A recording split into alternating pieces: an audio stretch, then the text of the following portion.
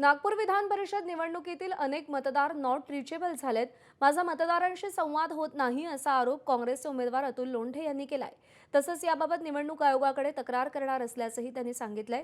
मला भाजपच्या नगरसेवकांना भेटायचं होतं, मात्र भाजपनं भीतीपोटी नगरसेवकांना गोवा, मुंबई, हैदराबाद, जम्मू काश्मीरला पाठवल्याचं अतुल लोंढे म्हणाले.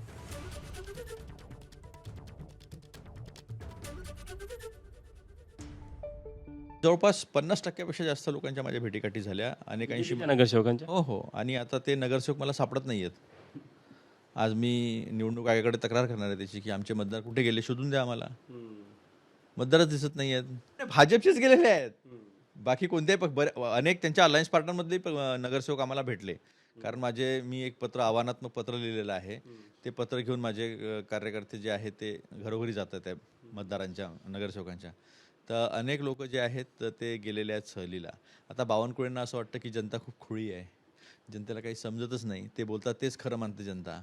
त्यांना असं वाटतं की ते स्वखर्चाने गेले